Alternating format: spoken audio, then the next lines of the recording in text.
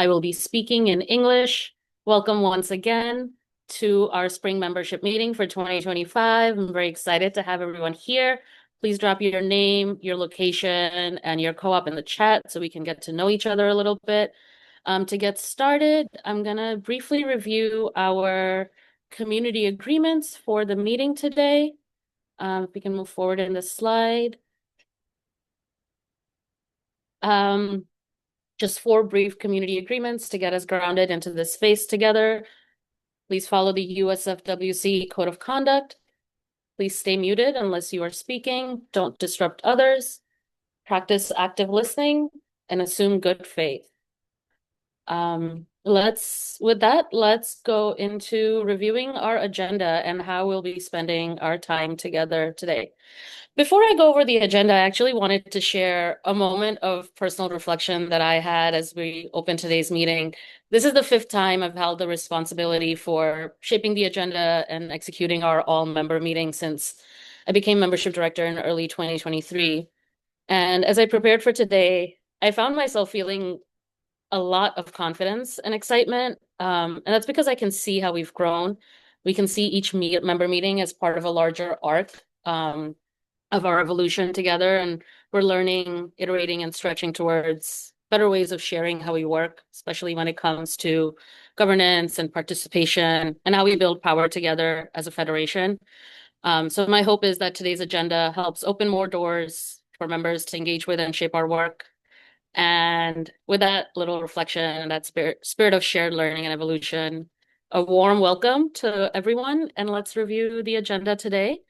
So we just did the welcome and interpretation setup. In a bit, we're going to hear from a couple of our members about how their co-ops are responding to the current moment. Then we'll spend some time getting some updates from the staff about some important programs and an update from our bylaws board committee. Then we'll do financial updates. We'll take a look at the finances for the USFWC for 2024 and what's on the horizon, uplifting key trends, noticing. We'll do a deep dive into our dues and how they interact with our overall budget. We'll have a brief break. And when we come back from the break, we are going to do a breakout room discussion around pathways in USFWC governance and how we build power together in this current moment as the worker co-op movement, given the political and economic uncertainties that our communities are facing. So thanks for being here. With that, I will pass it right over to Mo, who's going to get us set up for our member stories. Hi, everyone. This is Mo Man Klang. I'll be speaking in English. Right now we're in this moment of political, social, economic uncertainty. There's so much that's up in the air right now, and everyone's kind of searching for what to do, right? And so we want to take this moment just to highlight how one of our member co-ops is responding in this moment. I have the pleasure of introducing Nikita Saunders and Terrell Cannon. They're 2 treasured member worker owners from our ranks. I have the pleasure of working with them on a regular basis, and they are just a huge source of inspiration for me. I learn so much from them on a daily basis, and especially how they are navigating this moment, not just with grace and determination, but with huge heart and huge hope. And so with that, I just want to let them introduce themselves, and talk about kind of like the history of their worker co-op home care associates, the history of how they came to this work and what's going on with them right now. So Nikita and Terrell. Hello, everyone. My name is Nikita Saunders. I'm from Home Care Associates Philadelphia. A happy evening to you all. I have been at Home Care Associates for about 10 years now. I brought into the field just caring for people. I love caring for people. I love how It's just rewarding to see smiles on their faces when you care for them, when you see them in the morning or in the evening. I enjoy working at Home Care Associates. I am a new fellow as well, working with the co-op, and I just enjoy all the people I work with. I'm looking forward to seeing the new things that we're going to come up with, working together as a team. And Mo is a person to work with, Terrell, what a person to work with. So it really, really is rewarding and it really is appreciated, especially when you love what you do. And I love what I do. I love all the people I work with. So that is my story.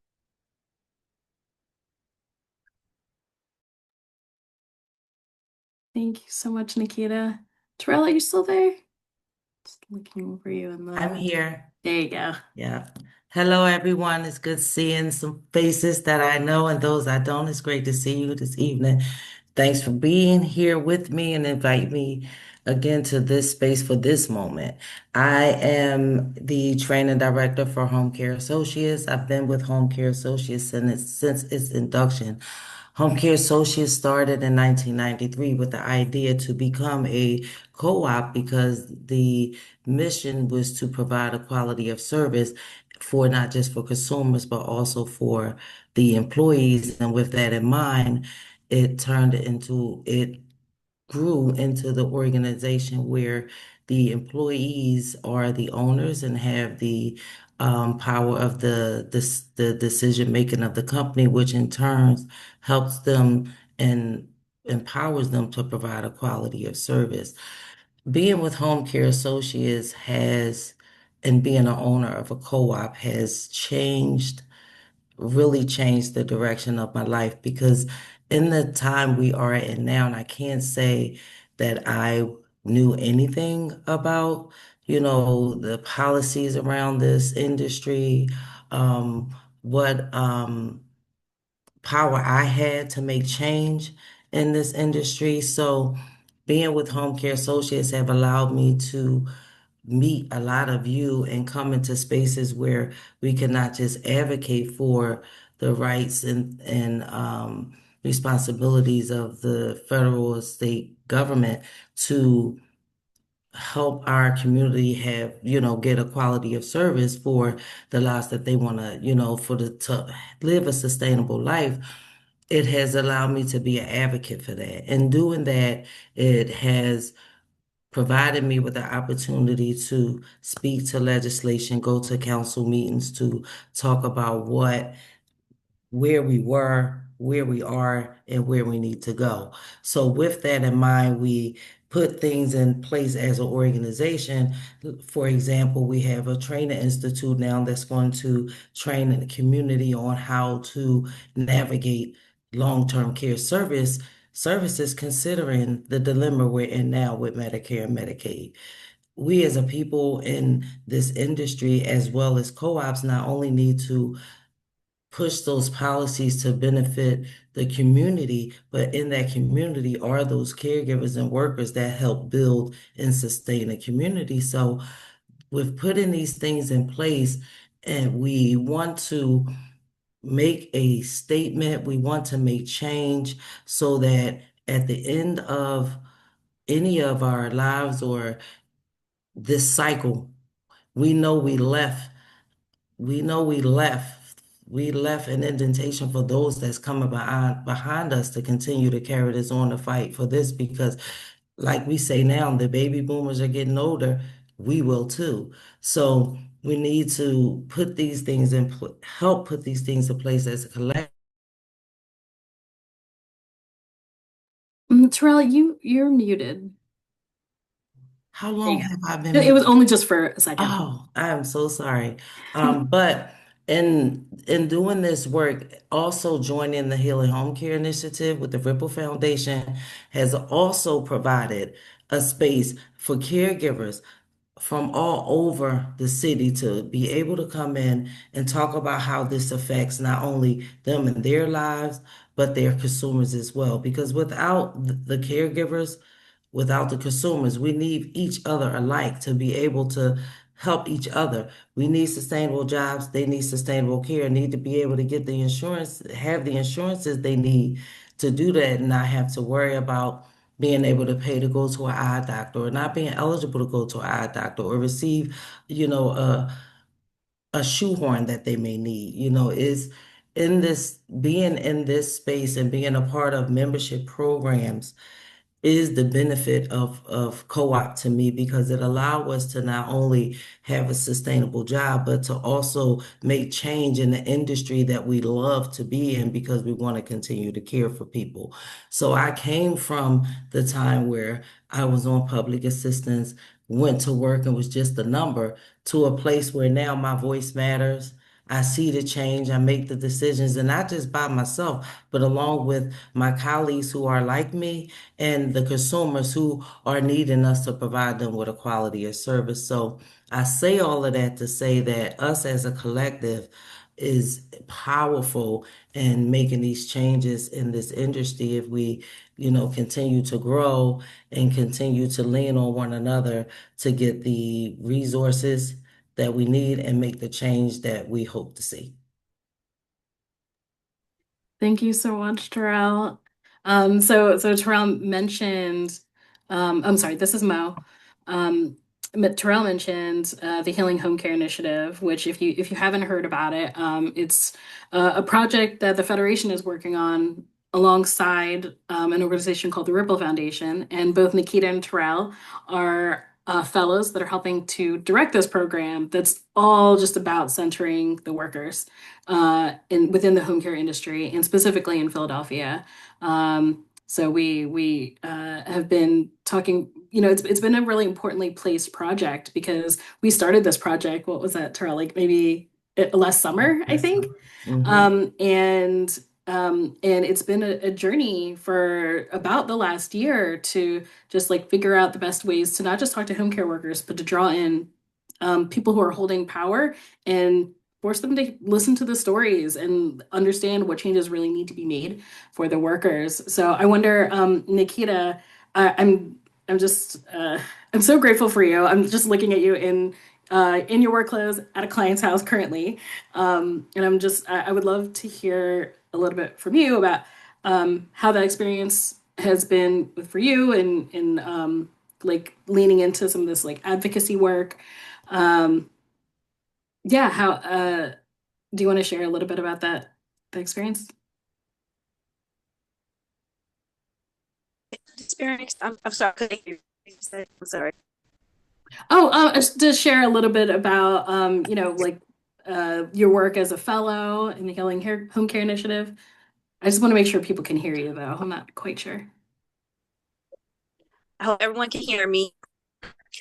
So working with being a fellow and working with the foundation as well as what we're talking about, I am used to it, and it's just basically just to get the just the workers to we have events that we like to share and like to share with other home care companies as well to just get them just encouraged to come and to communicate with other coworkers as well because we're all in this together. We're all trying to help and to get the funding and things that a lot of our clients may or may not have, and also just for the future. So working with this with the being a fellow and working with the company, I find that helping as well as being a fellow, helping with the Ripper Foundation and helping to get our voices out there to talk to the legislation, well, like Terrell said, just talking about getting the rights, getting things for our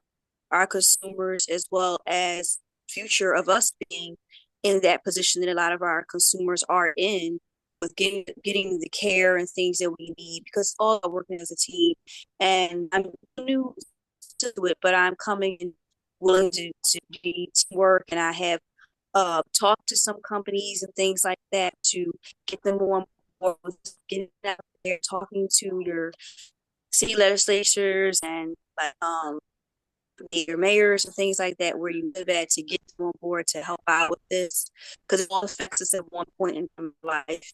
If it's not just yourself or your clients you work with or loved ones or things like that, it helps everyone. So we're just working all together to just get out there and to all the aides that we can bring aboard, as well as other people too that work in other companies that can help and can speak and to give us that lending hand. So that's what I'm learning and have to do as well with this great team. Thanks so much, Nikita. Before we get ready to shift over to the next part of the meeting, Terrell, do you want to like close us out with anything, just talking about the work that whether through the Healing Home Care Initiative or just the advocacy work that I know Healing that Home Care Associates is really steeped in right now, in this moment where like Medicaid is being threatened and like there's a lot going on. Anything else you want to share about your experience right now? You're muted. Always following the rules, I'm sorry. But I just want to say that one of the things that home care is doing now is pushing the letters to legislation to not have this Medicare, Medicaid thing passed because it's going to affect so many people. And we do not, I mean, we've heard about the times before us where our ancestors struggled with being able to have food on the table to get the care that they need. And we don't want that for us. We don't want that for our children. I hope to see my Social Security. I work so hard for it, but it's not gonna just take me. So if we all can just take this 5 minutes right to our legislation, let them know how this is affecting us, how it's affecting the world and the economy will be really, really, really helpful because again, we are a power in numbers. And us, we already have the mission. We live by the model. We are co-ops. Let's show the world how we can push this to not damage us in the long run. Thank you so much, Terrell and Nikita. As always, I'm just blown away by your dedication, like not just like in the home care industry, but also like as leaders in the worker co-op movement. I just appreciate you both so much. So thank you. I think the next section is we're gonna talk about some announcements. So I think I'm handing off to May.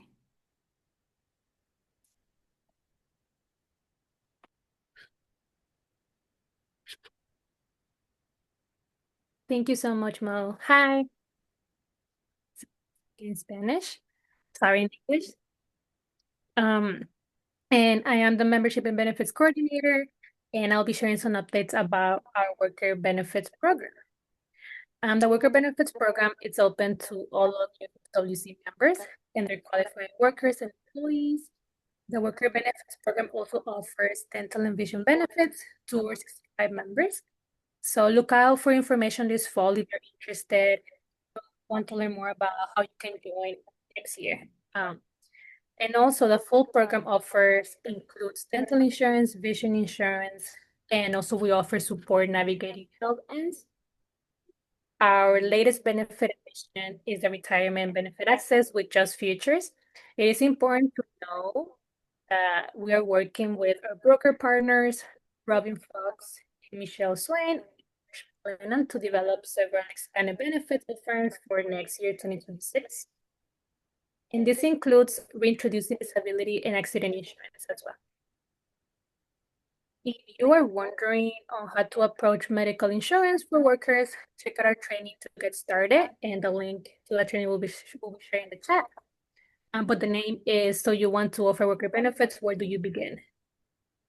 Lastly, a reminder, your membership with the USFWC gets your workplace discount prices on values and retirement plans with Just Futures, and you can compare rates for retirement plans with us and the member discount. And the link will be also shared in the chat to sign up for a call with the Just Futures team to get started today. And that's all I have. And I'll pass it to Kay now. Thank you. Hello. Can everyone hear me okay? Okay.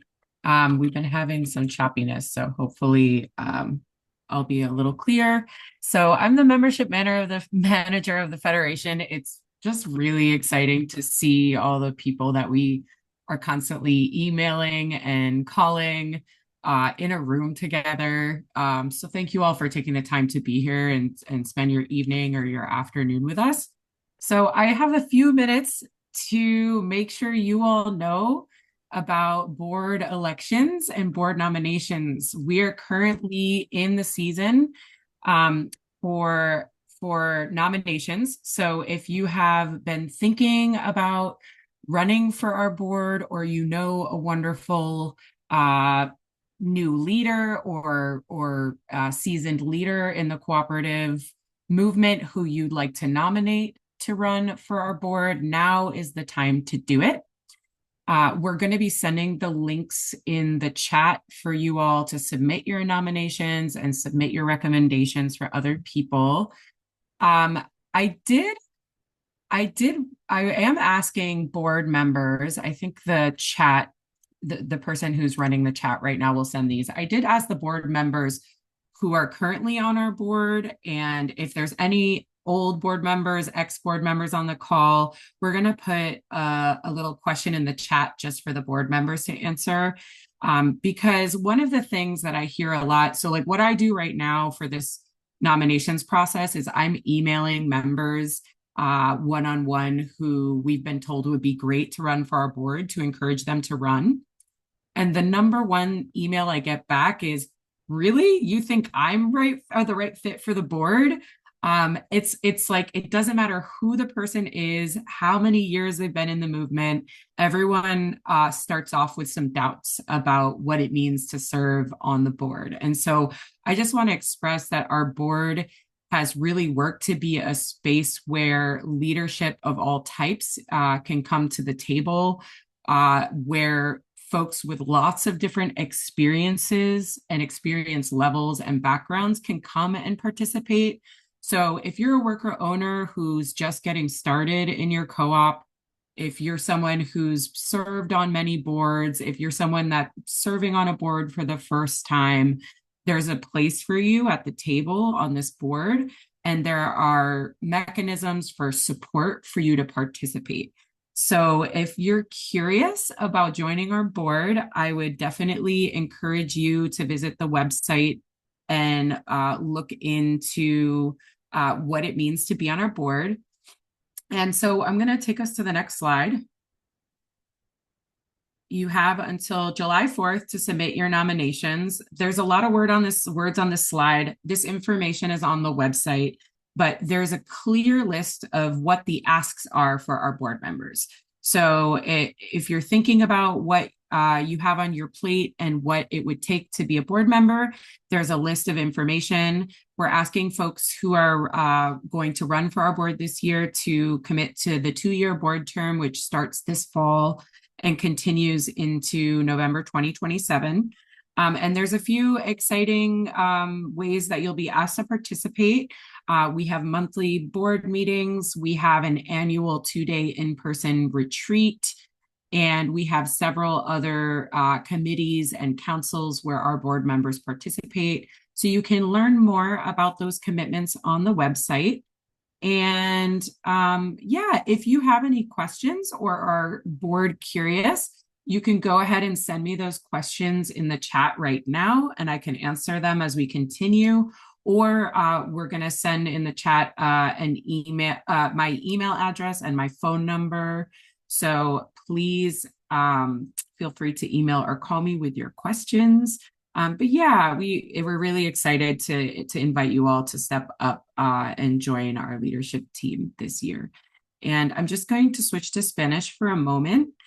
So make sure that you're all connected to interpretation. So switching to Spanish.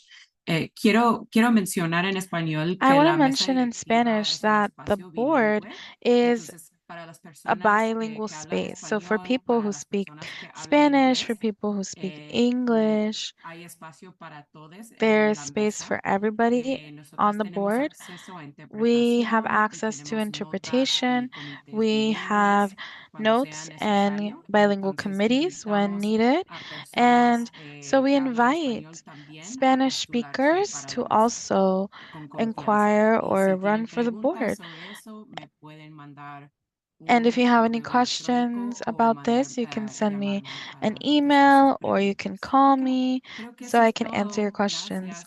And I think that's all. Thank you.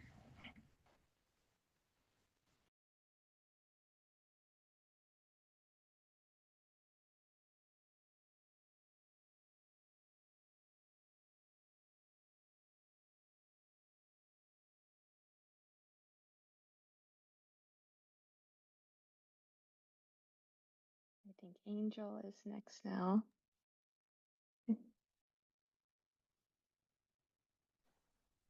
Peace, everyone. I'm Angel. She, they, or all pronouns, and I'm going to be speaking in English. I'm here to just give a little update on some of the peer advisor from 2024, where we are now. I was a part of a cohort of 10 worker co-op members trained in peer advising in 2024. And now we are assigned on real technical assistance projects with apprentices that are part of the peer advisor network. A highlight of some of the fellowship and apprenticeship for me was connecting. Well, first of all, we met once a month for 3 hours, and we got to talk about some things that just happen when you're creating a co-op, and when you're in a co-op, like power dynamics, creating relationships, finance, even though that's a scary subject for a lot of folks, conflict resolution, and founder syndrome. And I think another big piece for me, this cohort, I believe, was the first cohort of Black and Brown uh, peers so that we could support co-ops that are, we could be culturally aligned with co-ops that are Black and Brown and Spanish speaking. And I think for me, it was really comprehensively heartwarming and grounding to my spirit and my mind and my body to be in connection with these other folks who look, feel, and speak the language and the culture that I do, because I think that there's a few things that are exceptionally necessary in our communities. And then to just like meet them. Like I know Kim is here. I developed relationships with a few of the other folks. And so it was just nice to be like, I'm here and I'm with community. I'm with the people who get it, and we're in our communities as well. So that really was special. We also had some new tools that came up and some new tools that we now have available in the co-op clinic page. It's one that one of our peer advisors came up with, which is La Tierra. She created a some tools about founders issues. And so it can be found on the co-op clinic page. And I think that that's my piece. Really grateful for the opportunity and the space to be here. Thanks everyone for showing up, and thanks for listening. And I think I'm passing the mic to Ellie. Thank you, Angel. Really sweet to hear again of your reflection. My name is Eli Tiscareño, they, them pronouns, and I am the director of the training and education team with both staff, who includes Matt, Maureen, and Camila, and Angel and others who over 30 people across the country and members who are part of the Peer Advisor Network. And as mentioned, the fellowship helped our Peer Advisor Network grow this past year. And so it includes both like longstanding peer advisors who run their own cooperative businesses and are supporting others, and then apprentices who are part of from the fellowship to now doing some training on the ground to become certified peer advisors within our team. Some of who are here today. And working together, we've been able to resource co-ops in more geographies, languages. So not only in English, but also in Spanish, and more folks coming to us in that way, and also more industries. So together, the Co-op Clinic has been helping the Federation's worker co-op members with some tricky governance issues, with conflict situations and processes, member onboarding, and much more. And another update is that in addition, our staff team has also grown since the last member meeting. Camila, who has been part of the Federation's training team since 2022, is now also doing work with the Co-op Clinic team to support our administrative and outreach capacity. So if you are in need of some technical assistance and training support, we invite you to reach out to do an intake with us, which is free. And there's also member rates, and together the Co-op Clinic team can see if there are any subsidies that can support some of those costs, as well as connect you to the local, co-op community if there's regional centers and regional hubs that are already supporting. So please reach out And I think that is all for now from our team. And thank you, Angel, for co-sharing with me. And I'm gonna pass it over to Mo. Thanks, Ellie.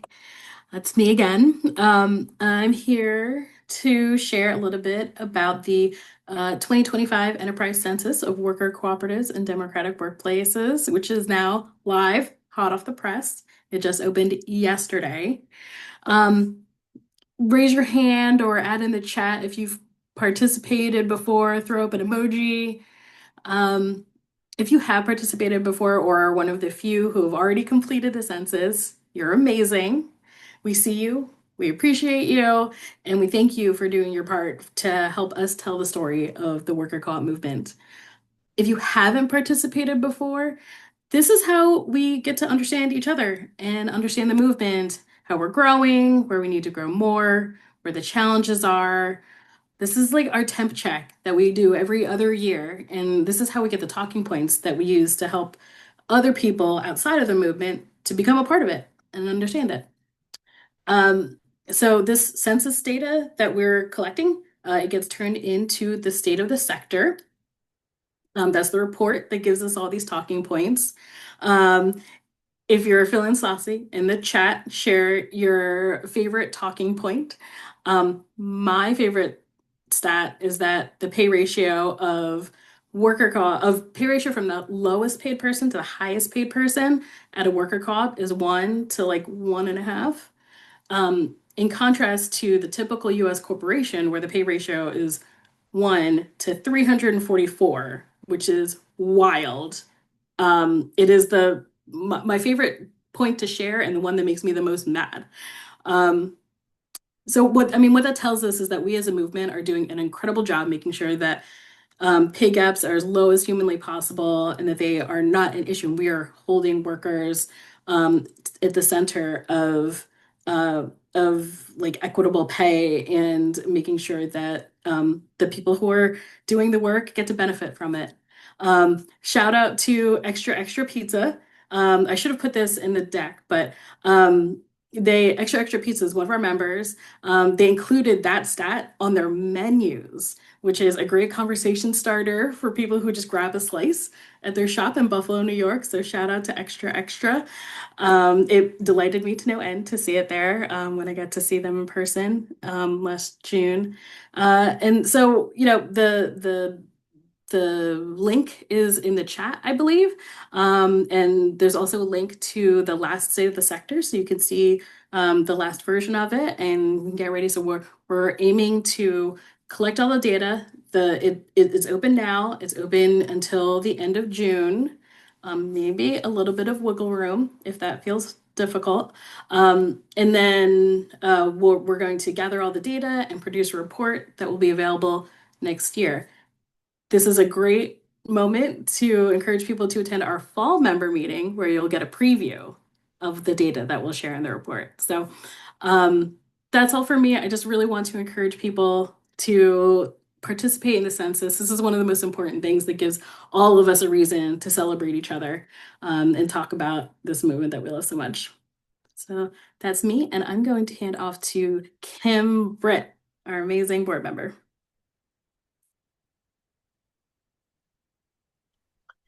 Hello, everybody.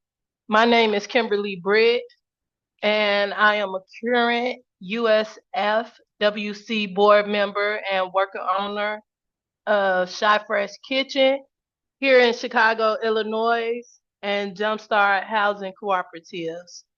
And I'm here to share a brief update on behalf of USFWC's Bylaws Committee. One of the ongoing responsibilities of the bylaw committee is to review and recommend updates that make sure our board policies are in alignment with our bylaws, and also that our bylaws are in compliance with California state law. At the end of 2024, the full board approved a set of updates that reflect how the USFWC has evolved over time. These changes don't shift the structure of the membership or governance significantly, but they do make our bylaws more accurate, clear, and reflective of how we actually operate today. And here's a snapshot of what's changed.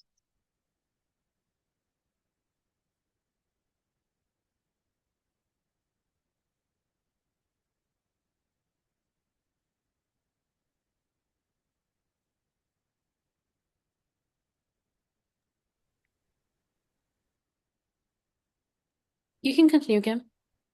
Oh, okay. I thought the slideshow was gonna go. My bad.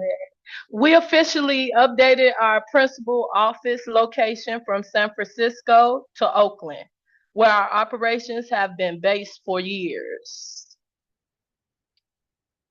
The process for member resignations now reflects we've actually been doing for over a decade.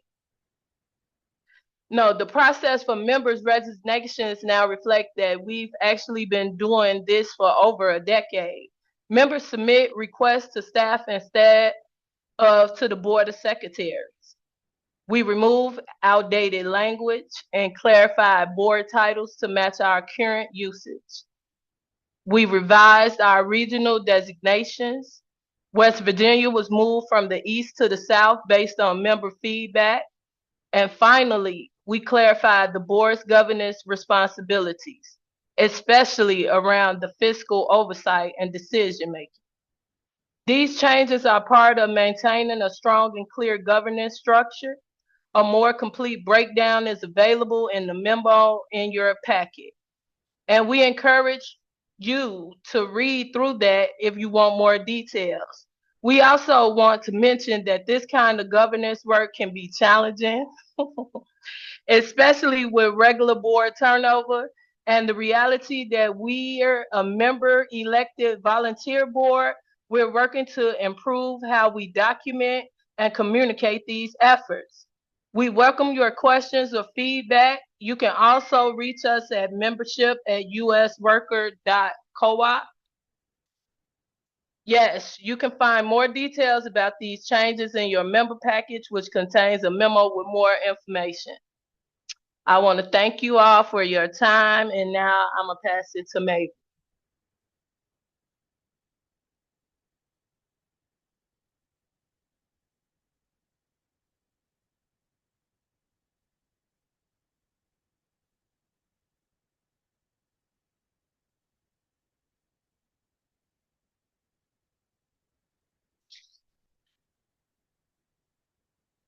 I'm going to pass it to Mabry and Esteban to take us into the next agenda item. Gracias, Kimberly. Me llamo Esteban, soy el director de la federación. Voy a continuar en inglés. And I'm wondering, is Mabry having tech issues? Should I just jump in? I'm looking to my team and fellow board members. I think you should get started. Okay. Yeah. All right. So, I mean, we could kick it to the vice treasurer, to be honest, but I will keep us on time by just sharing what Mavry had been prepared to share. So, in the member packet, there's links within the slides in the member packet to our year-end finances. And so now I'm going to share a couple highlights from that. And then myself, board members, we have our vice treasurer here as well, and our managing director, Savannah, can answer questions. We'll have a little bit of time for that. So I'll go over some highlights, but we're here to answer any questions you have about our balance sheet or our profit and loss. But rather than look inside of those specific documents, figured we would talk through some key points. Okay. The first is increases in grants. We received growing demand for our technical assistance, our worker benefits, conference, peer networks, and member councils. Dues and fees weren't enough to expand our key education and technical assistance programs. So we fundraised to cover their costs. And that made grants, this is talking about last year, 2024, That made grants 64% of our income, which was more than it had been in previous years as a percentage. Okay, secondly, the Worker Co-op Conference in 2024, we hosted our biannual Worker Co-op Conference with the Democracy at Work Institute, and our member services and programs income included $157,500 in sponsorships and grants for the conference, and a little over $105,000 in registration fees. So, in addition to that, we actually gave out over $40,000 in scholarships and stipends and transportation grants to you guys and to other participants for attending and participating in the conference. So we did some fundraising. We then turned around and redistributed some of that money. That's part of what you see reflected in our financials. Okay. Third thing, and I have three more things that I want to highlight here. So the third thing is Gilded, which is the freelancer cooperative. In 2024, that was the year that we actually completed the final stage of our financial incubation of Gilded, the freelancer cooperative platform. It's a multi-stakeholder cooperative. Gilded, back to the finances, Gilded spent the last $25,000 of grants and donations that we'd been holding for them, and that's reflected in our statement of activity. So this is last year is the last year where the final year where you will see that relationship reflected in our finances. Okay. Fourth out of 5 points from Mavery. Closing our consulting program. So for 5 years, we've had a few staff dedicated to running our consulting program, which provided fee for service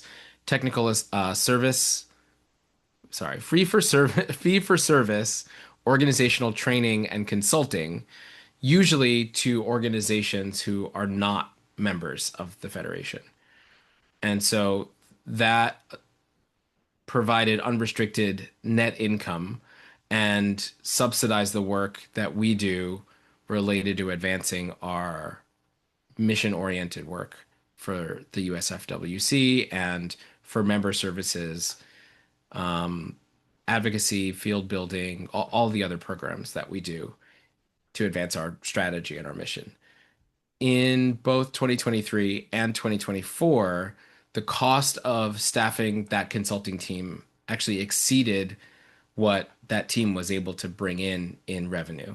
So this is one of the main things you'll see reflected on those finances. As a result of this, we cut the consulting team toward the end of 2024.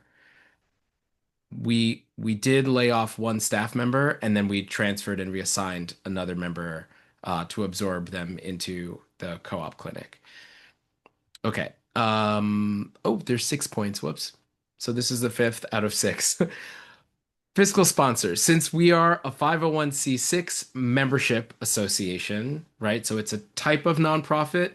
It is not charitable, and we cannot receive charitable tax-deductible grants.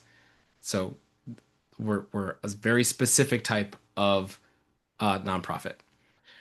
And because of that, most grant-making institutions don't perceive us as being directly eligible for grants, even though we technically are. It's just there's limitations on that. We are fundable by foundations when we offer public and educational services, and some of the other things that we deliver. But because of all of this, we process grants through 501c3 charitable nonprofit partners that serve as our fiscal sponsors. So our operational expenses in the finances here include just over $23,000 that the USFWC had to pay out in fiscal agent fees to 2 of our fiscal sponsors, which last year were NASCO, North American Students of Cooperation, and SELC, the Sustainable Economies Law Center. So you'll see that too.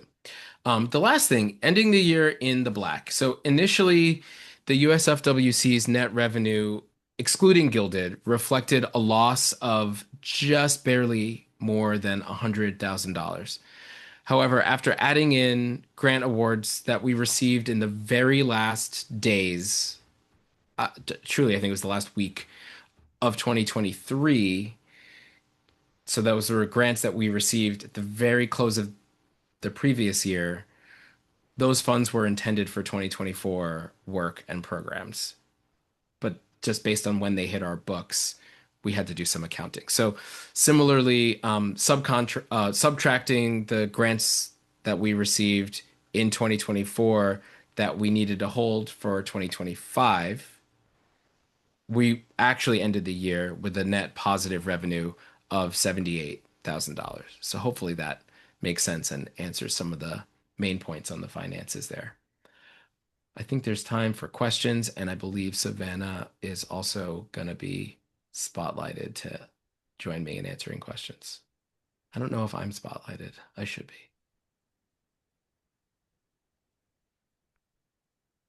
There were some questions about Gilded, which I started to answer in the chat about, hang on, let me read it out loud. What was the purpose of Gilded? And then secondly, how many organizations were supported by Gilded and what was the overall impact for the Federation mission?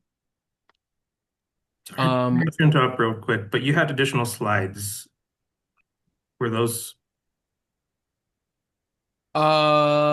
I'm gonna do these on. We'll do these, and then yeah, I'll get to the other slides. But thank you, for helping us pace time and content.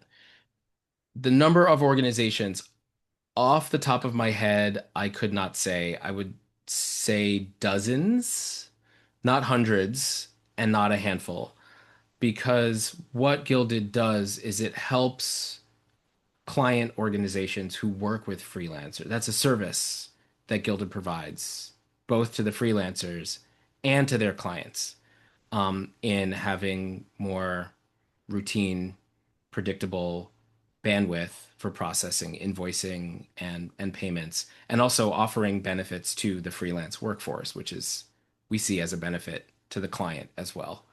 And so last year, I'm assuming the question's about last year, not the whole 5-year history of that's beyond the scope of this conversation. Last year, I believe that was dozens of organizations.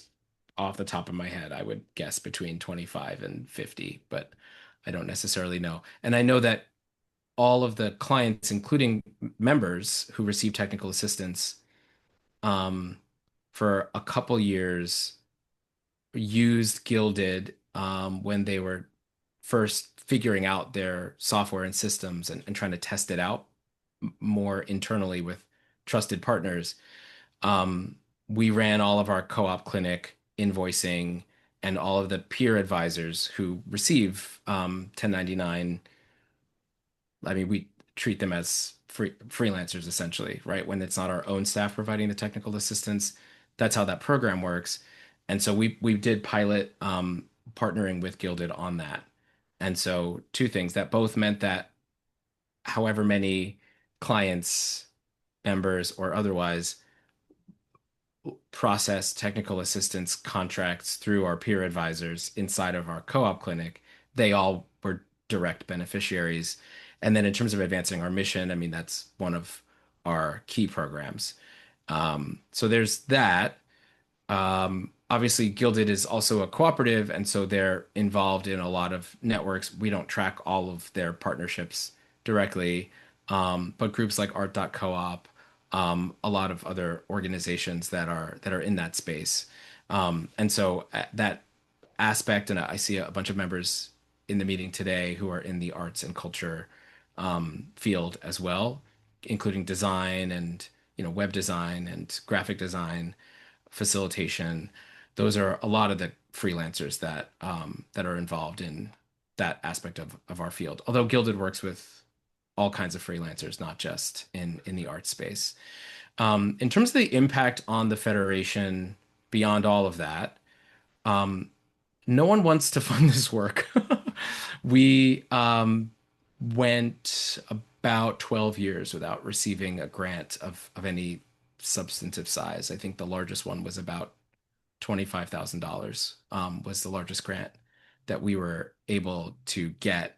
And that was probably 2014 or 2015 until Gilded. People want to fund new ideas that they see as innovative. Philanthropy, and there isn't really time to get into all this, is not usually very attracted to infrastructure and movement building work around what we do, especially what they see as a membership organization.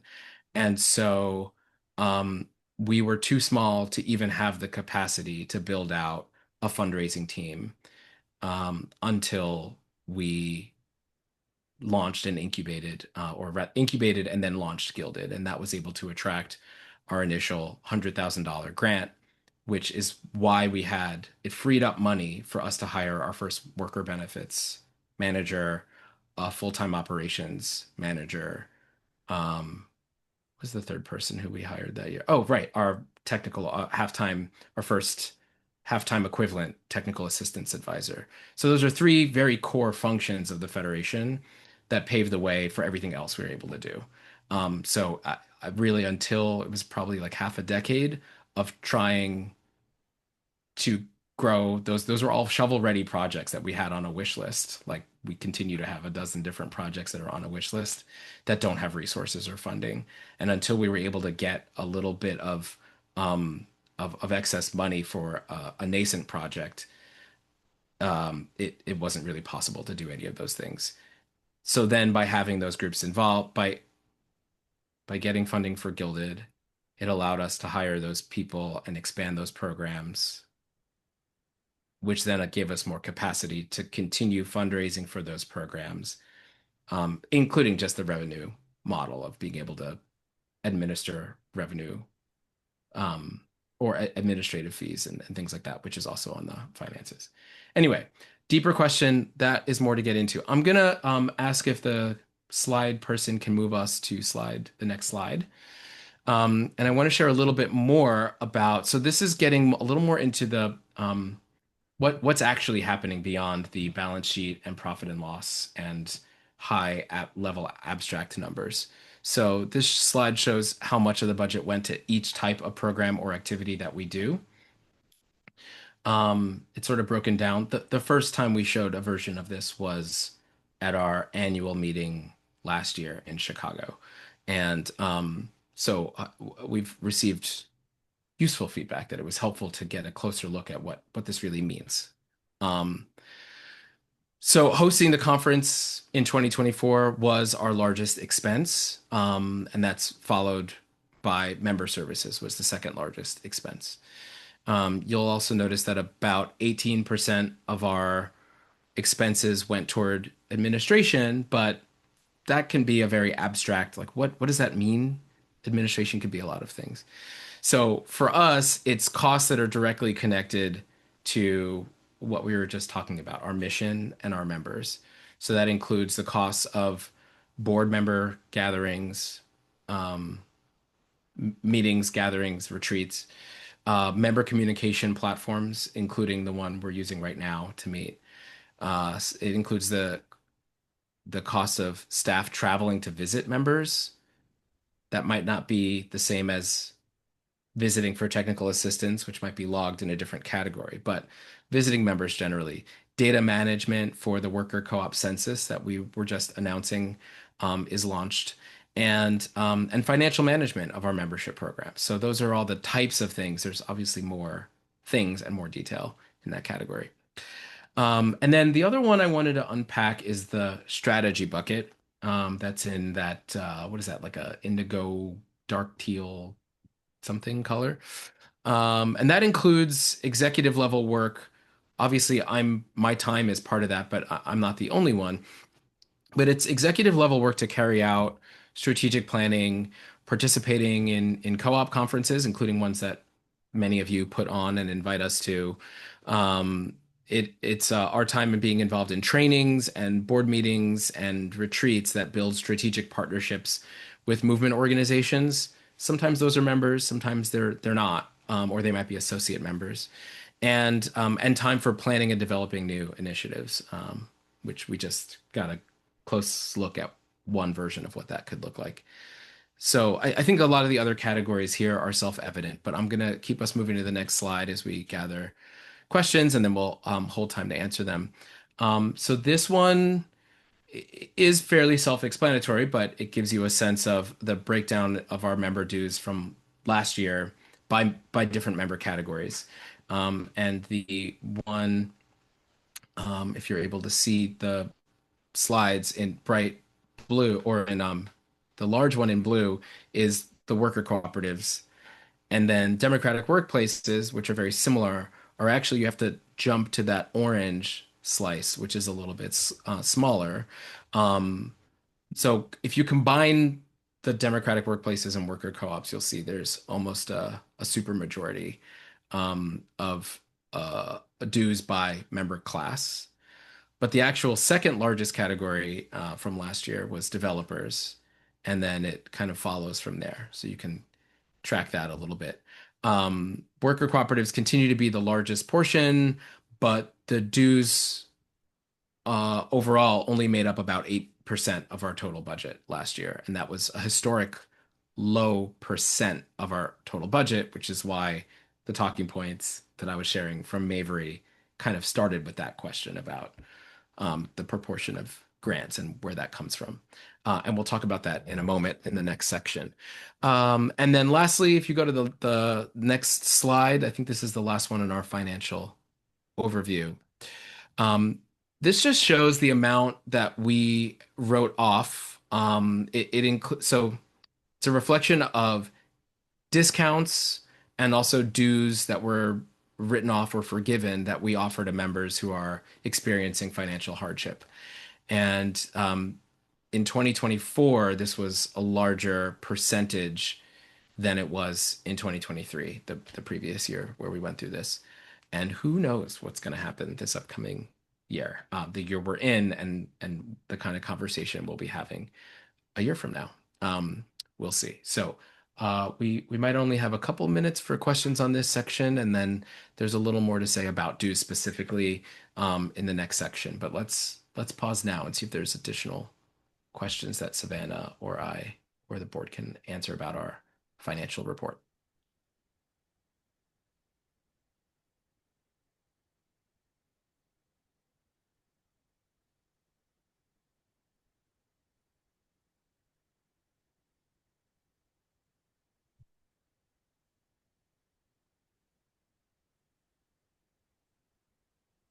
There's a question about lost membership. What is the analysis on the lost membership piece? Which, yeah, folks who didn't renew. Why are people not joining, and why are they leaving? That's a better question for Kate or Tamina to answer. Mine is maybe more anecdotal about a couple things and a few patterns, but yeah. Yeah, I don't know if we've got Kate in the room. I can get us started and then pass to you, Kate, if you're around. Hi, everyone. Tamina here, speaking in English. Every year we end up lapsing members for several reasons. The majority of them tend to be they're either closed or we don't hear back from them. We do give members a grace period of 2 years. So let's say we renew this year's renewal cycle, we don't hear back from them. Our board reviews these lists of potentially lapsed members together and approves them, and we make decisions about giving some folks a grace period. If by 2 years we haven't heard back from them, then they're lapsed out of membership.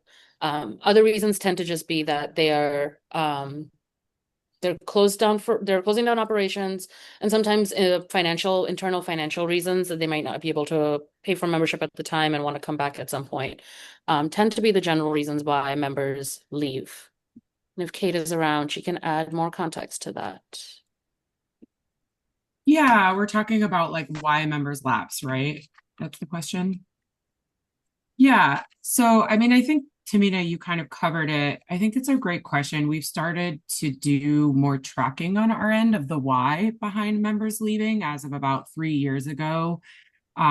We started we have like a chart that we look at every year, and it shows reasons lapsed, and it's usually like the largest percentage is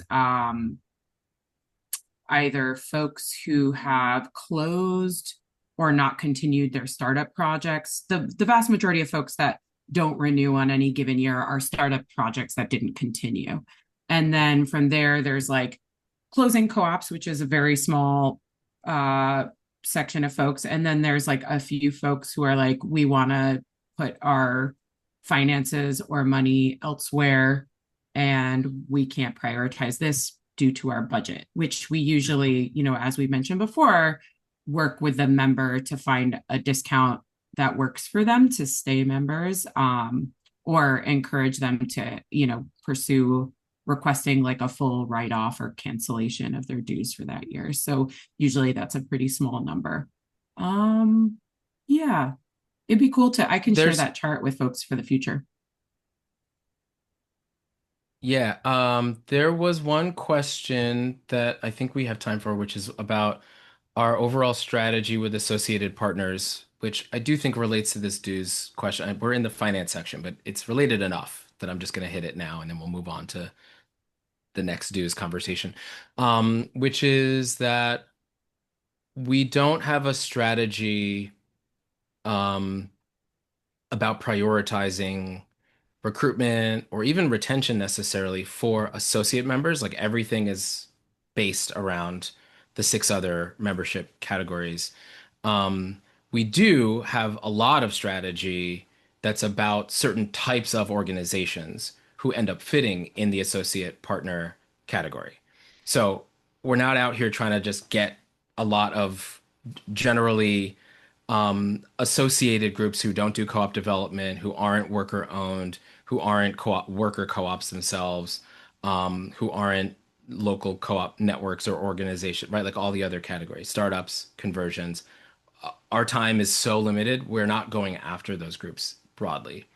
Some of the strategy that's beginning to align are on particular movement organizations. So climate might be one. Certainly the labor movement is another. A lot of unions fall in the associate category. Those are groups that we are trying to partner with very intentionally and strategically. And as we carve out more capacity, a lot of our strategies developing about what does that actually look like to roll that out. But even that, as something that the board is beginning to refine as a strategy, we've been pretty busy with all the other crises and just managing the other 6 other categories that in and of itself needs its own shaping. And obviously we're going to have a breakout with the Union Co-ops Council and on that theme, and there's more if you're curious about that angle of our strategy for those types of associate members. That would be a great group to join. But it's similar when you look at racial and economic justice, or some of the immigrant organizations, immigrant organizing groups and campaigns who might fall into the associate partner category. That's kind of where to look. I believe that because of time, I'm passing the mic to Ellen next, our board president, who's going to frame up a little bit about dues, and I'm going to stay. I'm going to stay here. Awesome. Thanks, Esteban. Well, good afternoon and evening to everybody there today. I'm Ellen Vera with Co-op Cincy, and as you guys heard, the current board president of the U.S. Federation. I'm going to talk more about dues, right? Everybody's favorite topic. But I do want to say, I want to just appreciate the last piece of just how much amazing fundraising has been able to happen, but really leveraging the money that we are bringing in ourselves, right? Our own self-funding that we're doing, and just how important that is, especially as we want to continue to bring more and more resources into the field. I know for Co-op Cincy, we've been so appreciative how the Federation has been able to kind of grow the resources that are going into the field, but it all starts at the base of the dues itself. So what's going on with the due structure? So our current due structure, it's about a dozen years old. It's about 12 years old. And in that time, we've really grown significantly. The economic environment has shifted a whole lot. Inflation, our ecosystem has really grown in terms of worker co-ops, but the needs also of the organization have grown a lot. and kind of the expectations and the needs of our members has been really, changing and evolving over time. And what we've kind of realized is that this current dues policy does not really address, some of these routine changes that are happening, especially around inflation. So even with having, percentage based, it's not kind of baking in kind of how much we need to be increasing based on what's happening with inflation and a lot of other factors. So while I was saying, we were recognizing that dues is not going to cover everything we do, it's not supposed to be. We do want to make sure that it's being updated periodically to really reflect what's going on within the field and within our organization, and that this is a part of us being a responsible member-led organization that plans for sustainability and adapts to change. So that is what we're working on. Some of the kind of goals and values that are kind of leading this effort as we kind of dig in is keeping these principles in mind. So fairness. We recognize that our members have very different financial realities, that we need a structure that's going to reflect that it can't just be one size fits all because everybody has different needs. But at the same time, we want to make sure that there is enough kind of, uniformity that it feels fair to everybody involved. Clarity, so simple and consistent systems that really support everyone. Sustainability, as I was mentioning, we want to build a structure that supports our kind of federation's long-term health while reflecting the variable growth or setbacks of member organizations within the association. And then access and dialogue. So sharing updates, we want to make sure that you guys are involved with this process as we go, that we can get your feedback, and that this can really inform if we're going to be making any policy changes in the future. So I think I'm going to turn it back over to Esteban to kind of give a little more context on that, and then we'll talk a little bit more about the process so far.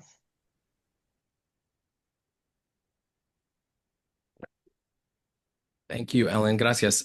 We have a couple slides going over this, and our hope is to take something that's fairly complex otherwise and make it a little easier to understand what it is that the board is trying to dig into in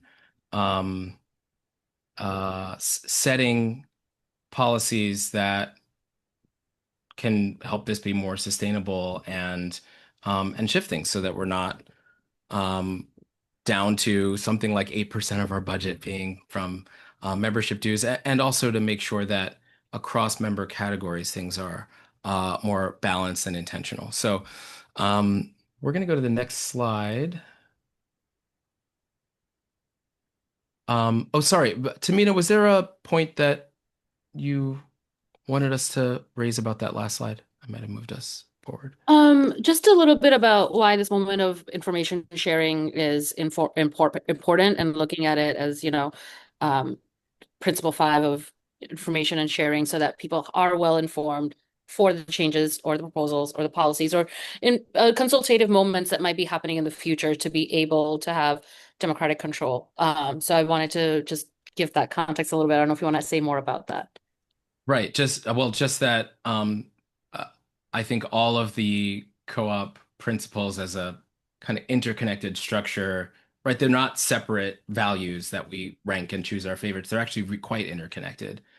And so just building on your point, if we have democratic member control, the reason for Principle 5 is so that that we're making informed decisions, that we know what we're even deliberating about, that we have the information and context, and can use that to make effective policies and decisions. And when you don't have that, I mean, we've seen what's happened in other kinds of spaces, including at the level of governments and regional economic blocs around the world, when people have the power of a voice without full and truthful vetted information. So we're just trying to slow down and do some of that here.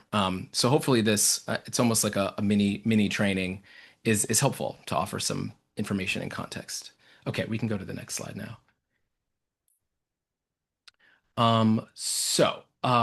This is something that, and in full transparency, I think hadn't been even all that clear to the board, who are charged with setting policy, which is that our membership dues don't cover, obviously they don't cover a majority of what we do, but they don't even really cover a lot of the services that we provide directly to members.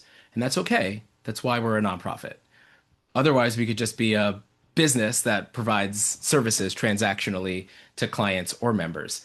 But we're not Costco, right? Like we actually are here as a nonprofit, and it involves subsidizing a lot of the programs that we run to the benefit of members and to the advancement of our mission.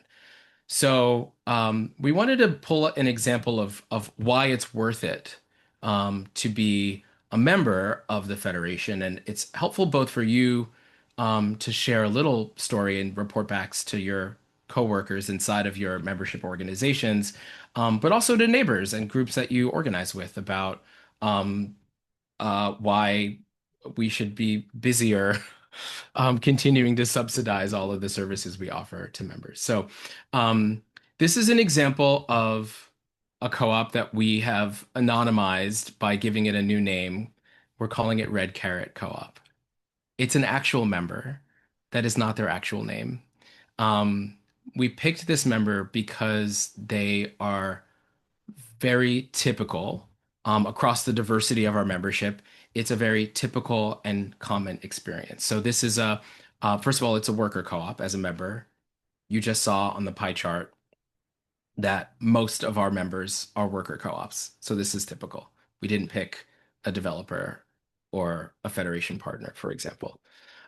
It's a co-op that has 6 workers, and that is going to be relevant maybe when we're looking at some of these programs. So they've got 6 workers there. 4 of their workers are enrolled in our worker benefits program. That's pretty typical. It's not every member. It's not no members. That's common enough that it's a majority of their workers who are enrolled. And then they were able to send 2 people. Again, this is a real co-op. I don't know. It might be a group that's in the room. It might not be. But they were able to send 2 of their members to our conference last year out of the 6 in the co-op total. So in terms of the amount, so that's the first column. The second column is showing the amount of money that was actually paid by that co-op to the Federation. So in terms of their financials, about $788 went from that co-op to the Worker Co-op Federation over the course of last year, and it's from 3 different programs. So the first is they paid $206 in member dues, which is pretty typical. So a lot of membership organizations, typical might be $2,000 or it might be $20,000. For us, typical right now is $206, a little over $200. So that's what this co-op paid. Because they're enrolled in the worker benefits program, and a lot of people might not know all the details of how that works financially, but it includes administrative fees separate from the premiums that go to the administration that we do for that program. We have staff who work in that program. We have other kinds of fees and taxes and licensing and separate bank accounts and all kinds of other things that we do to administer that program and stay compliant with the law. We don't charge everything that costs. What we charged, or what they paid for their 4 members enrolled, was $432. And then for the conference, they paid $150 because they received discounts, scholarships, etc. to go. So that's what they paid in. That is how you get to under $800 that they paid in. What it cost us to do the thing, and we're removing the dues thing about like what does it mean, what does it cost us to have members or to run a membership program and to do admin for that, because it's kind of folded into everything else we do. So that one we're just leaving gray for now, not even counting it. Although it's not a no cost. But what it costs us to run the worker benefits program for those 4 workers, and what it costs us to include those 2 attendees in the conference are those next numbers. And so those totaled just over $1,600. So they paid $788. It cost us $1,679. And it means that we did other fundraising in order to cover the cost that was not passed along to the co-op. And it wasn't covered by their dues either. So there was an extra $152 that came from elsewhere, um, in order for those four workers to accessibly participate in the worker benefits program. That wasn't based on discounts or scholarships or a request. That's just how we price the program right now, that we price it at a loss. It is not transactional. We're a nonprofit. And for our conference, there's an extra $945 that we did in fundraising, including some of the people in the room who helped to sponsor our conference, or who paid the solidarity rates. And it meant that overall, we subsidized this member by $891. So for the cost of the entry fee is one way of thinking about it. Like if you're entering a club or a music venue, the cover charge for this co-op was $206, and they received an additional $891 in return for paying that upfront cost. I'm going to go to the next slide. So it kind of breaks this down a little bit. So is it worth it to be a member? We're back to Red Carrot. We're staying with Red Carrot Co-op. There are other things that we did beyond those two programs that we highlighted. So other benefits involved in just being a member. They got access to free webinars, peer learning via our various different kinds of peer networks. For Red Carrot Co-op, that might have been the Worker Co-op Farms peer network. They might have involved a bookkeeper or an operations or HR person in one of those peer networks, etc. Organizing via member councils. So they might have been participating in the Immigrant Co-op Council or the Policy and Advocacy Council. We do policy and advocacy on behalf of that co-op and all the other co-ops. That's not just federal. We do that at local levels as well. We provide information about it, so it's not just lobbying and educating elected officials. Some of it is just engaging with you all about what are the pain points and how does that inform the kind of policy that needs to happen, both public policy and I try to remind people that advocacy also includes things like when there's not enough capital for co-op development, for co-op expansion, that's also advocacy, that we're having conversations with community development, financial institutions, and doing organizing around how we change that. That's a conference I'm going to be at next week is doing that work. Okay. Technical assistance, census data, timely information via newsletters, and other member engagement platforms like our Slack channels. Having the team of staff on hand to answer calls, stipending leadership opportunities, even having elected, other leaders like the member council co-chairs or our board members, etc., on hand to answer calls and to network. So those are all things that are programs and activities that we do that have a financial cost, and that toward which dues only covered about 8% of all of those services. So it's probably pretty clear that for Red Carrot Co-op, it was worth it to be a member. Next slide. I think I have two more slides.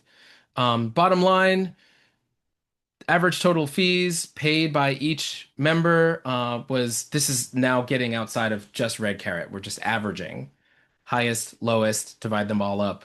What is the average? $702 for all members. That's the average dues, including the very largest worker co-ops and all the developers as well. The average that was spent by the Federation per organization, per member organization, on the direct member programs and services last year was just over $3,000. Which is, by the way, one of the reasons why, if you are a member, it pays to engage, because there's all these things that you could be getting because you already are in the door as a member. And it's why we want members to engage. It's because, we're doing it anyway. You may as well engage on the things from that last slide. So the bottom line for members in 2024, the cash value of the services they got from the Federation was larger than what they paid in dues and fees. And that does not even include the administrative overhead of the work we did. Speaking of which, I do want to shout out our managing director again, Savannah, who put so much work into this information and data, and our operations and finance team, and also our membership team. So this is a group effort. Okay, last slide. Um, USFWC member dues process so far. This Ellen. is Tamina. I'll pass to Ellen. Back to me. So what Esteban just shared, it's an example of the kind of research that we are doing and what we're learning together about our dues, how they function, and what it means for our overall budget. So this work has been underway this year. We really just started digging in, and the staff and the board are actively engaged in reassessing how our dues function and where they might need to evolve. So we're in a learning phase. We're researching, we're servicing what's working, what's not, and no final decisions have been made yet. So we know that many of you, we're navigating a lot of financial uncertainty right now, and as an organization, we are too. So this process, isn't about asking more from everyone. It's about aligning our due structure with the current realities of our members, our organization, and the broader ecosystem, so that we can try to build something more sustainable together. So now we're going to open it up for questions, but just as a reminder, we're still very early on in this process, and this is a space for clarifying the process. We're not ready to discuss specific dues numbers yet because they really, we haven't gotten to that point yet. So I wanted to open it up to you all to see what kind of questions you have, as long as we have some time for that. Looks like we got 5 minutes. Exciting.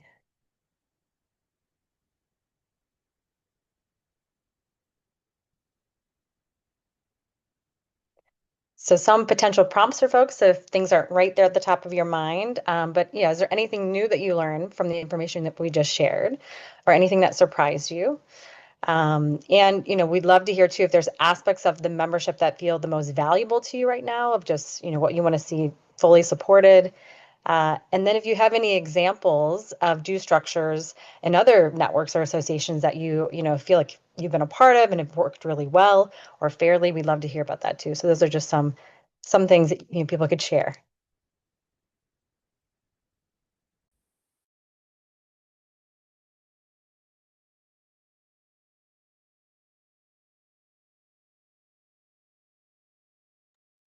Do you guys want me to call on people, or?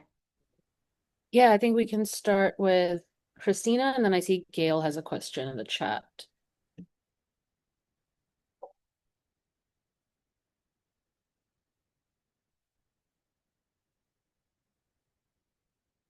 Go ahead, Christina, if you want to come off. There you go. There we go. Sorry, I couldn't unmute.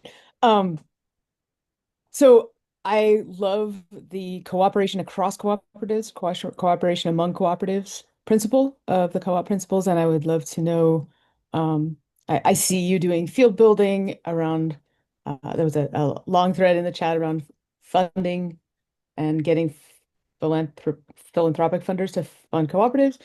But I would love to know more about cooperation across cooperatives, because I think that learning as a network is what's going to make us really strong. Yeah. And so you're wanting to hear maybe some examples of how we are helping to facilitate that kind of intercooperation amongst the different cooperatives? Is that what you're?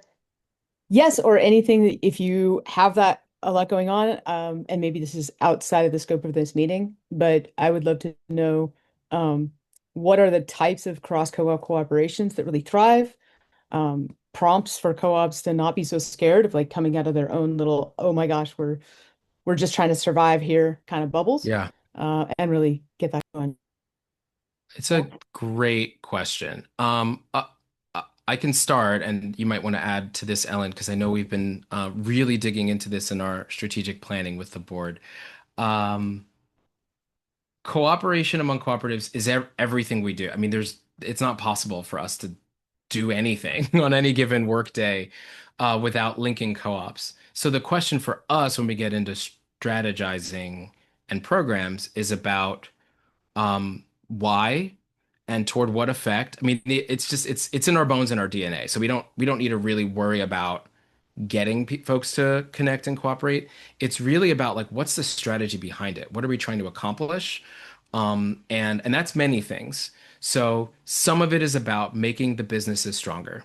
There's a lot of things that make the business stronger. Some of it is relationships. So you have somebody to call beyond our excellent team of 20 workers, who might be in the same region as you, or they might be in the same industry as you, or they might have faced a similar issue, or they might be a person with the same job description, even if they're all the way across the country. Or it might be somebody who shares a similar culture or background, and you can, right? So we help to build those relationships. Those moments help cooperatives in their day-to-day business operations, governance, management, conflicts, challenges, right? So that's one way. Then there's the values things. Politically, what are we trying to accomplish? The jargon term for that is a community of purpose. So it might be more vision based and less about a practical need that you directly have. And that's what our member councils are for, coming together. And we have now five of them around various things because we want to accomplish policy change through advocacy, through learning about that. There's obviously things that happen within that, like leadership development, things that you learn, relationships you build along the way, right? But you might join the Racial Economic Justice Council for a reason around what your values, your outlook, your analysis, your own organization's theory of change for how we have an impact in the world, and why we form cooperatives and why we organize them, and why we want to see more of them expand, right? So councils are another way of accomplishing that. And then we do field building. Cooperative developers are networked and get together, communities of learning through things like our conference, and different kinds of trainings and convenings, even coming together to develop the kind of worker benefits for the workers inside of your co-op. So having a worker benefits program, being able to share platforms like our member Slack, those are things that are only possible by coming together, that it's just harder to figure out or more expensive sometimes. So we're really figuring out, like, how do we hone what our strategy is if we're trying to accomplish this larger thing of expanding economic democracy, and advancing uh, multiracial and racial justice, really, around worker ownership for larger political and economic change so that people in our society own things and control them democratically and have the skills to do that and become a resource for communities throughout all the different kinds of uh, crises that are facing us, right? And so that's where a lot of strategy comes in of like, well, who specifically are we trying to connect? What does field building look like across the solidarity economy, across the field of employee and worker ownership, which is different from the cooperative field, which is another space beyond just worker co-ops, consumer co-ops and housing co-ops, et cetera. And even internationally, which is, our fifth member council. What does it look like for us to have those relationships, both out of solidarity, but also because we have so much to learn. We are in one of the most underdeveloped parts of the whole world when it comes to this work. And it's really humbling and really cool, actually, to have those relationships and hold those conversations. So there's a lot there, obviously, because it gets right at our theory of change. But I'll pause there. Thank you, Christina, for your question. And thanks, Esteban, for your follow-up. We are over time for this section. So I would like to move us along and take us to our break. But real quick, I know that Gail Johnson, I believe, had a question. Gail, we won't be able to talk about it like in this section, but if please drop it in the chat if you have a question or a thought, because I want to make sure that it gets addressed or answered. But we were planning for 10. We have about 7 minutes for break, so we'll come back. We'll take a short break now. And then after that, we'll share a little bit about our breakout groups and what we're going to be discussing in our breakout groups. But yeah, thanks all for sticking around. There's been some really juicy questions and conversations and a meeting of folks happening on Monday in the chat. So lots of magic happening. We'll see you in about 7 minutes. taking just a little bit of a moment here, without the screen share, just so maybe we could see each other. Oh, I'm spotlighted, so maybe you're just seeing me now. But I just want to bring everyone back from the break. We're gonna get started shortly. Just a reminder to make sure that you are connected to interpretation if you need it. I'm gonna pass the mic over to one of our board members, Dominique Pearson. They're here and they are going to get us set up to go into breakout groups and give us a little bit of framing for what we'll be discussing today. Dominique, I'll pass to you. Yeah. Hi, all. Dominique Pearson with LA Co-op Lab. So we've been talking a little bit about, what's been going on, what folks have been doing in response to what's been going on. We know that the world has kind of been a bit of a shit show for a long time, but especially recently. And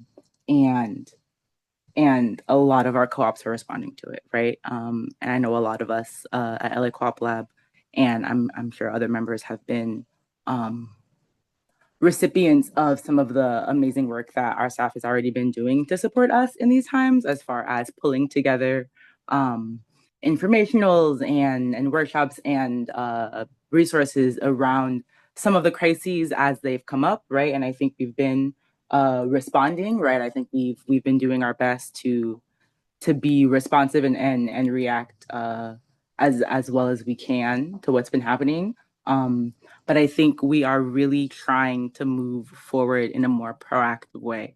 I think as we're moving, as we're developing, getting clear on our bylaws, doing a lot of really beautiful work internally to get us to the place that we need to be to our next stage of growth. I think that we really want to make sure that we are collectively building as much power as we can to really set ourselves up well as an organization collectively for what's going forward. And so we want to make sure that our systems are really positively and distinctly in place.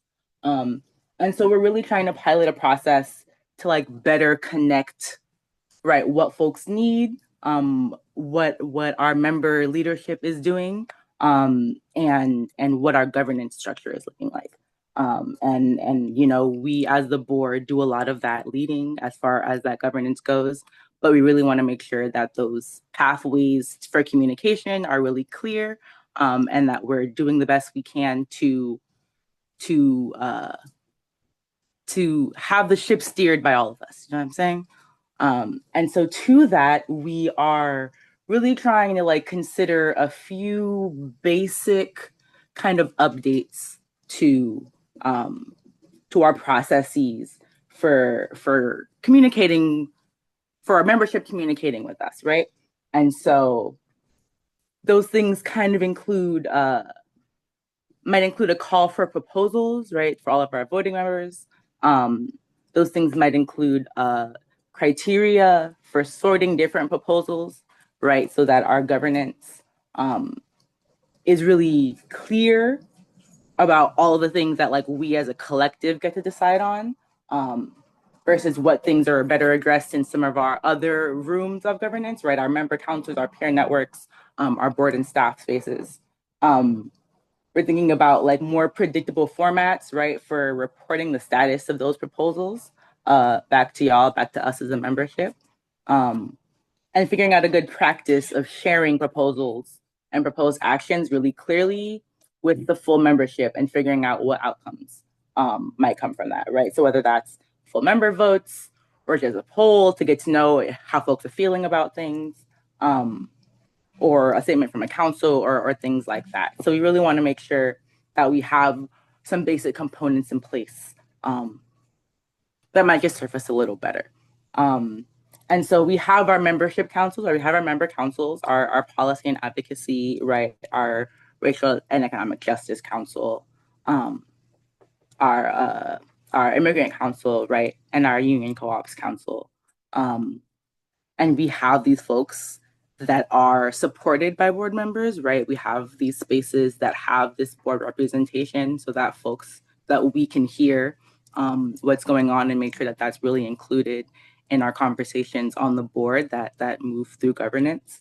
But we want to improve that, right? We want to improve that mechanism of relationship and build out a better structure. And so we're hoping that as we update our processes, that we will have a sort of clearer and more integrated governance cycle that can like really be integrated into our flow, right? We have our membership meetings, we have our member councils, and we want to make sure that our governance is sort of in alignment with that calendar. So folks are really clear on like, when is the time for bringing up certain issues? How the process of conversation moves, right? And how do we get things to a full membership conversation, right? And make sure that those things are vetted by membership, make sure that those things do have mass support so that when we're having these collective conversations, we're discussing things that really matter to us. And so we want to pilot this process. And part of this process is really leaning into our member councils and using those as spaces to get clear about things that we need, right, as a collective. Whether that's advancing questions, whether that's like bringing proposals to the table, right? Whether that's asking for specific resources and all of those things. We want to make sure that we're leaning on these councils to really be a space to like move things more clearly through to our governance. And so, we hope that you will like bear with us, right? And like be really honest and upfront about what works through this process, right? And what doesn't as we like move forward in the like coming year, sort of testing this out. You know what I'm saying? And so we are going to do a little breakout group activity, if that's cool with y'all. I'm gonna check and make sure that interpretation is not telling me to slow down because I talk really quickly. Okay, great. Sounds like I'm doing good. And so we're gonna break into our breakout groups that are gonna be anchored by our 4 member councils, right? And in these groups, we're gonna invite y'all to like reflect together on some of the issues that we've been seeing in our co-ops, right? Whether that's in relation to what's going on right now in this moment, right, in the world, or whether that's things that have been bubbling up for a long time and maybe there haven't been clear spaces to address those, right? And so we want y'all to bring all the things that maybe it hasn't been clear where those things should go. And we're hoping that this space can like surface a lot of stuff that we can then start filtering through our pilot process, right? And seeing how we're able to make clearer decisions together. And so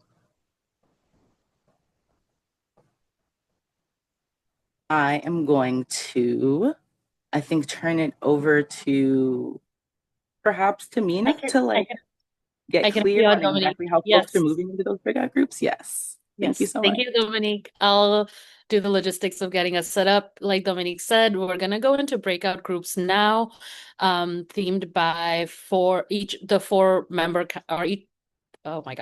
breakout groups themed by each of the 4 member councils. Those are the Racial and Economic Justice Council, the Policy and Advocacy Council, the MIC Council, Movimiento de Migrantes Cooperativistas, and the Union Co-ops Council. There is information in the chat about how to join each of the spaces and the interpretations in the language in each of these rooms. So MIC is Spanish only, Union Co-ops Council is English only, the Policy and Advocacy Council and the REJC Council have interpretation as well. In each of these groups, you're going to be led through a conversation about surfacing, like Dominique said, what's important to our co-ops and communities in this moment, It's not about figuring out how we respond right now. It's just to name what matters the most. So you should join. Each of the councils are sort of having the same conversation about surfacing what's important and what's pressing.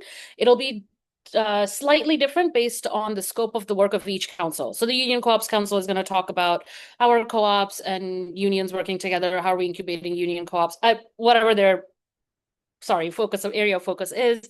MIC Council is going to talk about immigrant communities and immigrant-led co-ops.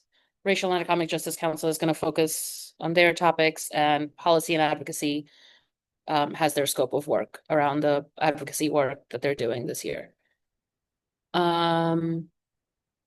Any other questions? Yes, Esteban.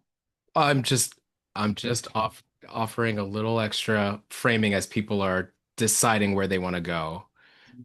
Just to connect the dots. For those, most of you were here at the beginning of the meeting where Mo, Mankling, and a couple other folks were talking about the political context we're in, the economic context that we're in, all the things happening. And I think this is an invitation to say, okay, well, what is landing for you?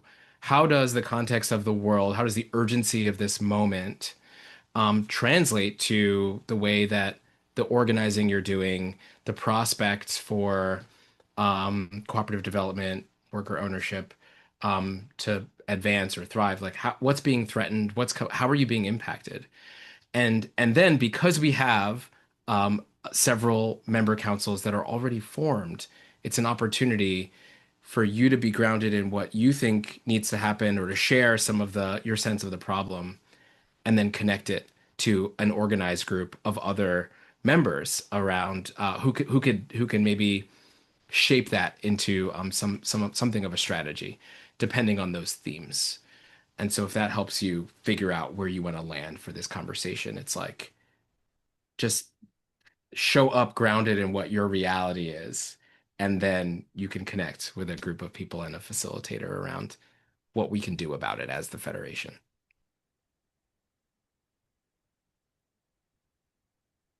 Thanks, Esteban. So we should see the numbers dwindling as people are going to other groups.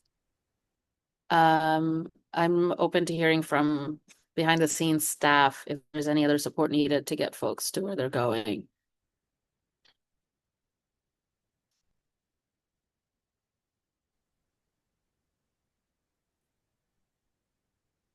All right, I may need some guidance on how to, I'm not seeing the groups.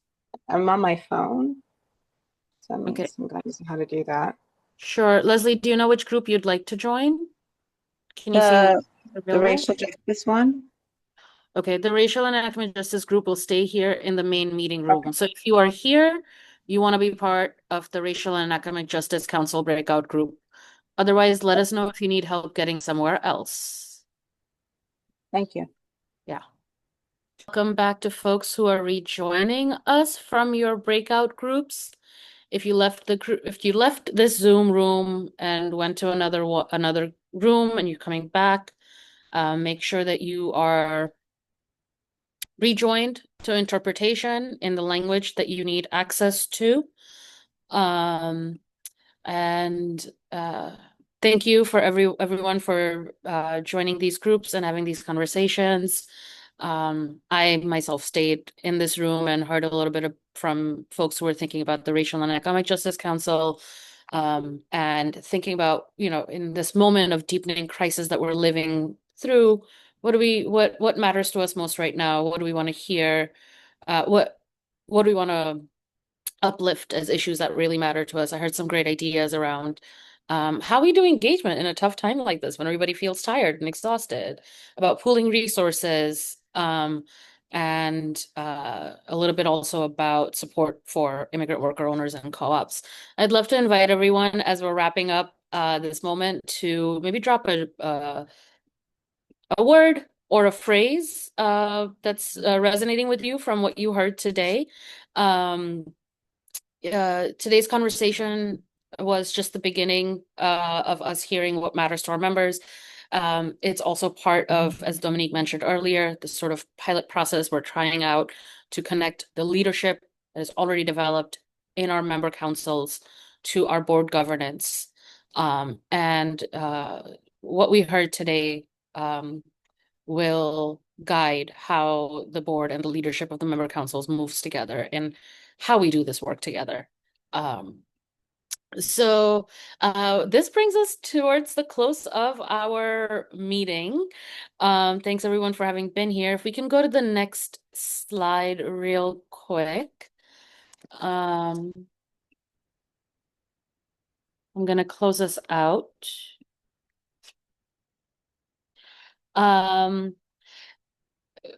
We currently have a monthly we're right now in the middle of our monthly sustainable sustainers drive, and some of our biggest and longest sustainers are our members. Thank you for that, for your continued support.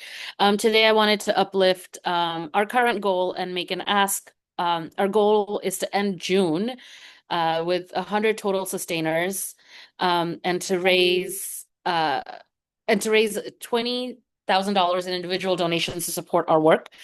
We're also creating a beautiful co-op, a beautiful poster titled Worker Co-ops of the World Unite, and the poster will be offered to every new sustainer who signs up at or increases their monthly donation by $15 a month. $15 a month is our most common monthly donation.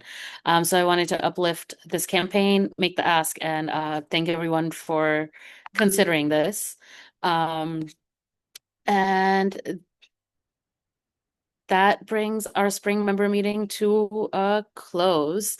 Thanks again to everyone for being here.